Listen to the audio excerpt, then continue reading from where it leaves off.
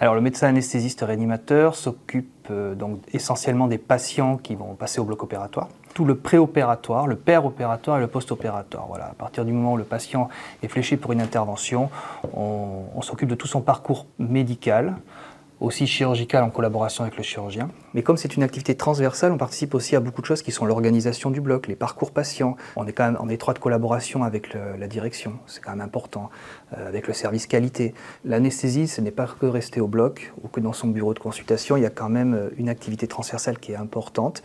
Ça permet aussi d'améliorer les collaborations qu'on peut aussi avoir à l'extérieur de la clinique, que ce soit même avec les hôpitaux du territoire, que ce soit avec le pôle, le site Marzé, qui est un site plutôt médical, mais avec lequel on a des interactions pour les services médicaux, mais même pour nos propres patients de chirurgie.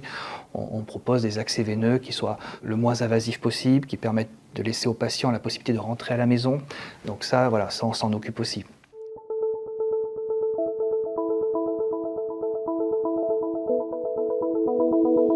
L'anesthésie, c'est pour tout le monde, c'est du nourrisson, parce que malheureusement, des fois, on est obligé d'intervenir sur des nouveau-nés,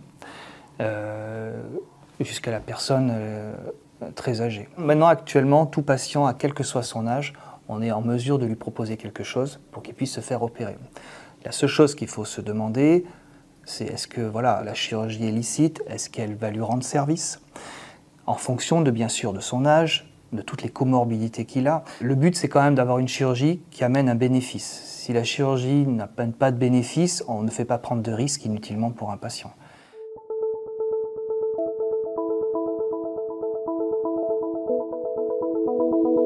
Le patient voit d'abord le chirurgien. Le chirurgien, s'il y a une indication chirurgicale, voit avec lui une date d'intervention. En fonction de cette date d'intervention, le patient est redirigé vers l'équipe d'anesthésie pour, bien sûr, qu'on le voit avant. Il y a d'abord une consultation pré-anesthésique qui permet d'évaluer le patient, d'évaluer ses antécédents, ses allergies, ce qu'on appelle toutes ses comorbidités. Pouvoir définir avec lui aussi si le patient est hospitalisé, s'il est plutôt en ambulatoire. Lui expliquer en quoi consiste l'anesthésie, et de voir avec lui quel type d'anesthésie on peut lui proposer, anesthésie générale, parce qu'éventuellement on peut se diriger vers ce qu'on appelle des locaux régionaux, c'est-à-dire endormir qu'une partie du corps. Ensuite aborder avec lui tout ce qui est prise en charge de la douleur, ça c'est très important. Il y a beaucoup de techniques pour prendre en charge la douleur qui peuvent passer bien sûr par des médications, mais qui peuvent aussi passer par des techniques d'anesthésie, une pose de péridurale, une arachy-anesthésie.